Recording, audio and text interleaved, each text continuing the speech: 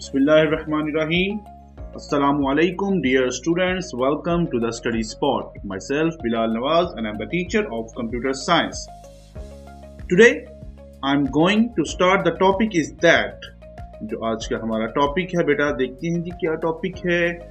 आज का हमारा टॉपिक में हम लोग देखेंगे कि जो बेसिक स्ट्रक्चर है सी लैंग्वेज का, हम लोग जो सी लैंग्वेज के अंदर काम करते हैं वो उसका स्ट्रक्चर क्या है। मैं सी लैंग्वेज की जो स्ट्रक्चर की अगर बात करूं तो मैं एक बात बता देता हूं, आप इंग्लिश के अंदर एक लेटर भी लिखते हैं ना, उसका भी एक फॉर्मेट होता है।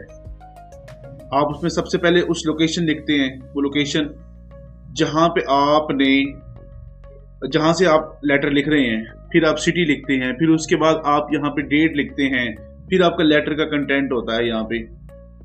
इसी तरह से जब हम लोग सी लैंग्वेज के अंदर एक प्रोग्राम लिखते हैं बेटा, तो उस सी लैंग्वेज के प्रोग्राम का भी जो है वो एक सिंटैक्स है, एक उसका फॉर्मेट है, एक स्ट्रक्चर है उसका।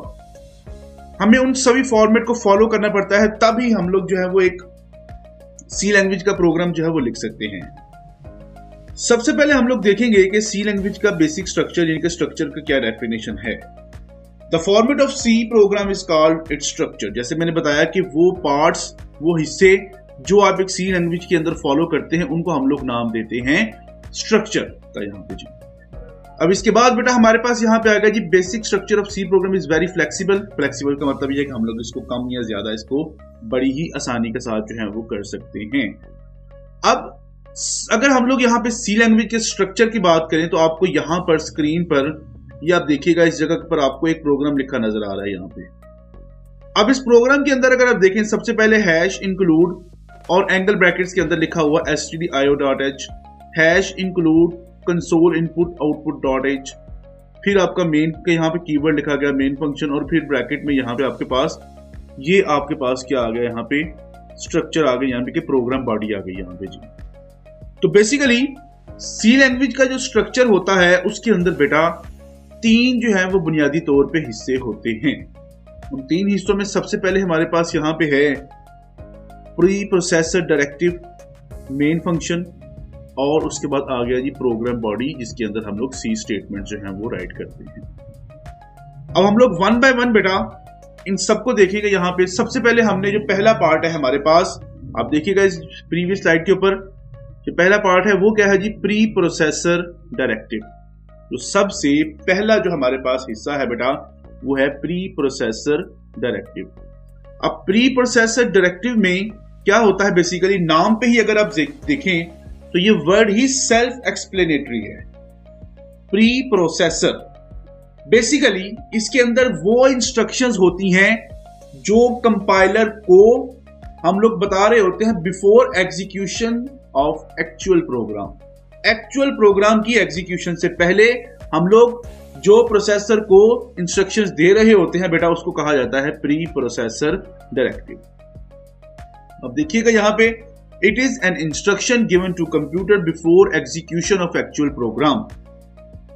एक्चुअल प्रोग्राम की एग्जीक्यूशन से पहले जो इंस्ट्रक्शन दी जाती है वो क्या है बेटा, प्री प्रोसेसर डायरेक्टिव।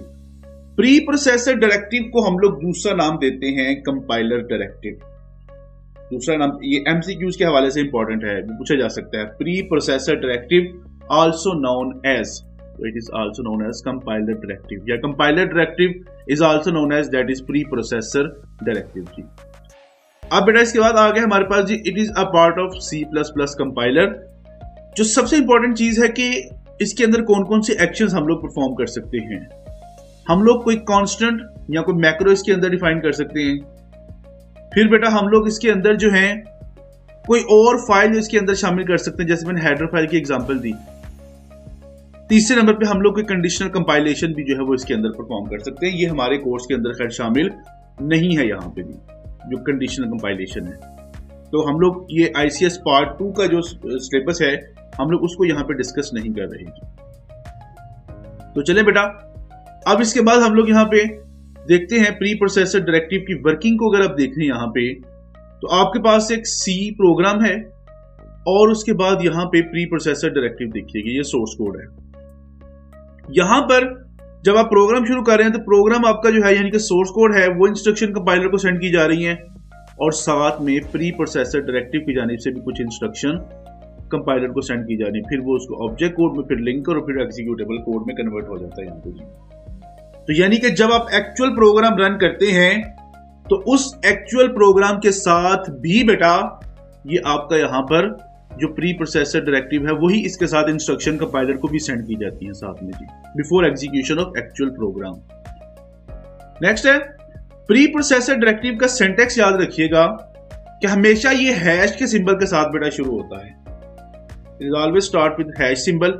ये जो सिंबल है हैश का, इस सिंबल के साथ जो है बेटा ये शुरू होता है यहाँ पर प्री प्रोसेसर डायरेक्टिव, कोई भी है तीनों के टाइप में से जी। After hash symbol keyword is used. अब कीवर्ड जो है यहाँ पर देखें इंक्लूड है, डिफाइन है, या आपके पास ये कीवर्ड है जो आप लोग कोई मैक्रो वगैरह के लिए यूज करते हैं यहाँ पे, या कोई आप कंडीशन अगर आपके पास है। लेकिन क्योंकि हमने कहा कि हम लोग बेसिकली इंक्लूड और डिफाइन के ऊपर फोकस रखेंगे क्योंकि हमारे आईसीएस पार्ट 2 के सिलेबस का हिस्सा है, तो अब इसके बाद यहाँ पे क्या है जी कि आप देखिएगा प्री प्रोसेसर डायरेक्टिव की जो टाइप्स हैं, the basic 2 types of pre processor directive वो कौन कौन सी हैं। एक है बेटा इंक्लूड प्री प्रोसेसर, ये जो आपको यहाँ पे इसका सिंटैक्स भी लिखा आ रहा है स्क्रीन पर, और दूसरे नंबर पे है डिफाइन प्री प्रोसेसर, ये उसका सिंटैक्स है जी, इंक्लूड और डिफाइन। वन बाय वन देखते हैं कि इनका क्या यहाँ पे हमारे पास वर्किंग क्या है। यहाँ पे इंक्लूड प्री प्रोसेसर डायरेक्टिव जो है किसी लाइब्रेरी फंक्शन जो है उसकी फाइल्स को एक्सेस करने के लिए, आप कोई भी फंक्शन यूज करते हैं ना अपने प्रोग्राम में तो उसकी लाइब्रेरी फाइल्स एक हेडर फाइल के अंदर महफूज होती हैं। उन हेडर फाइल्स को शामिल करने के लिए बेटा हम लोग ये इंक्लूड का प्री प्रोसेसर डायरेक्टिव यूज करते हैं। लेकिन जैसे बताया इंक्लूड प्री प्रोसेसर जो है ये हमेशा हैश के सिंबल के साथ शुरू होता है। यहाँ पे कोई भी प्री प्रोसेसर डायरेक्टिव है हमेशा हैश के सिंबल के साथ बेटा यहाँ पर ये शुरू होता है जी। इसके बाद आगे हमारे पास यहाँ पे each library contain header files, कि हर लाइब्रेरी फंक्शन जो है बेटा उसके अंदर हेडर फाइल जो है वो शामिल होती है जी। फिर जी basically include preprocessor directive is used to include header files in the program. इसके बाद आ गया जी सिंटैक्स। इसका सिंटैक्स क्या है बेटा, सबसे पहले हैश का सिंबल है, फिर इंक्लूड है और एंगल ब्रैकेट्स के अंदर जो है यहाँ जैसे यहाँ पर देखिएगा इस जगह पे स्टैंडर्ड हेडर फाइल यहाँ पे वो लिखी जाती है। फॉर एग्जाम्पल ये आप देखिएगा hash include stdio.h, hash include conio.h, ये दोनों जो है यहाँ पे आपके पास यहाँ पर बेटा हेडर फाइल ये हम लोग यहाँ पे शामिल कर रहे हैं एक प्री प्रोसेसर डायरेक्टिव में। ये आपके पास कुछ यहाँ पे हेडर फाइल्स की एग्जांपल है, stdio.h, math.h, conio.h, dos.h, ये हेडर फाइल्स की कुछ एग्जांपल हमारे पास यहाँ पे मौजूद है। नेक्स्ट है बेटा हमारे पास जी define preprocessor directive. Define preprocessor directive जो है ये हमेशा बेटा यूज होता है किसी कांस्टेंट को प्रोग्राम में शामिल करने के लिए। किसी भी कांस्टेंट को आपके प्रोग्राम में शामिल करने के लिए हम लोग डिफाइन का प्री प्रोसेसर डायरेक्टिव यूज करते हैं। It is used to define a constant. फिर it also starts with symbol hash, कि ये हैश के सिंबल के साथ बेटा शुरू होता है। It can be used anywhere in the program, कि ये प्रोग्राम के किसी भी हिस्से में हम लोग बेटा इसको शुरू कर सकते हैं। इसका बेटा सिंटैक्स है डिफाइन आइडेंटिफायर, यानी कि उसका नाम और उसके बाद उसकी वैल्यू। ये एग्जांपल देखें, सबसे पहले हैश, उसके बाद डिफाइन का कीवर्ड है पाई और उसके बाद बेटा उसकी वैल्यू 3.141593, ये उसकी वैल्यू यहाँ पे आपके पास है। तो किसी भी कांस्टेंट को जब आप लोग अपने प्रोग्राम में शुरू करना चाहते हैं तो बेटा हम लोग जो है फिर ये इस तरीके कार के साथ हम लोग कांस्टेंट जो है वो यूज करते हैं किसी भी सी लैंग्वेज के प्रोग्राम के अंदर। अब सबसे पहला हिस्सा जो है वो सी लैंग्वेज के स्ट्रक्चर का वो है preprocessor directive. Pre processor directive में एक और चीज भी साथ में आ जाती है बेटा, ये उसका सिंटैक्स यहाँ पे नजर आ रहा होगा जी। अब इसके साथ यहां पर हमारे पास जो है प्री प्रोसेसर डायरेक्टिव के अंदर बेटा जो हमारे पास एक और चीज है वो एंगल ब्रैकेट्स के अंदर हमने पढ़ा हेडर फाइल्स का जी। अब हेडर फाइल जैसे बताया कि ये एक्सटेंशन इसकी .h होती है जी। लाइब्रेरी फाइल्स को एक्सेस करने के लिए हम लोग इसको जो है वो बेटा अपने प्रोग्राम में यूज करते हैं, किसी भी लाइब्रेरी फाइल को एक्सेस करने के लिए, किसी फंक्शन की जो लाइब्रेरी फाइल्स होती हैं। Contain C function declaration and macro definitions to be shared between several source files।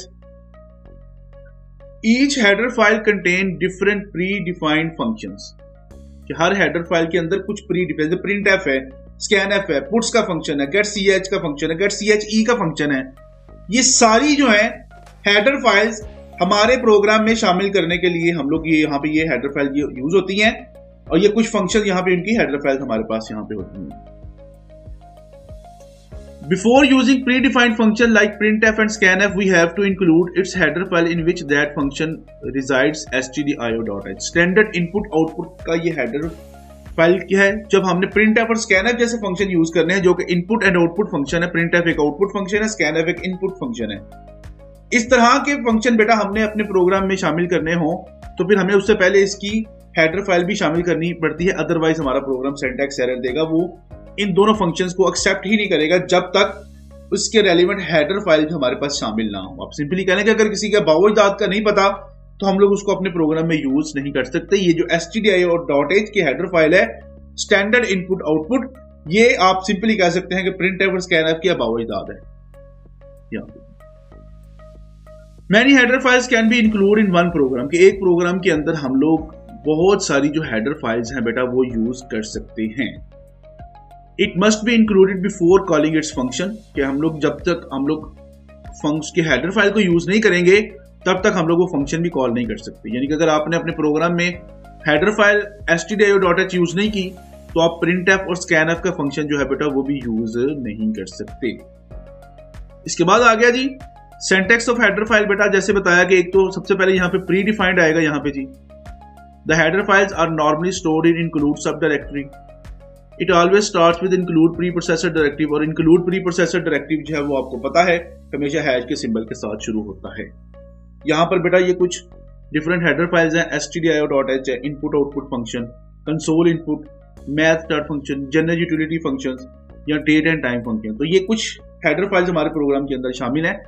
मैं अगर यहाँ पर ICS पार्ट 2 के सिलेबस के हवाले से बात करूं तो मोस्टली हमारा ये पहली जो 3 हेडर फाइल्स हैं, standard input output, console input output, math.h, इनके ऊपर हमारी ज्यादा वर्किंग होगी जी। लेकिन बाकी आपकी इंफॉर्मेशन के लिए स्टैंडर्ड लाइब्रेरी हेडर फाइल्स या time.h, अगर आपने टाइम और डेट की कोई फंक्शनैलिटी यूज करनी है तो फिर हम लोग ये वाली हेडर फाइल्स जो है वो अपने प्रोग्राम में शामिल करते हैं। यहां तक बेटा आज का हमारा लेक्चर था।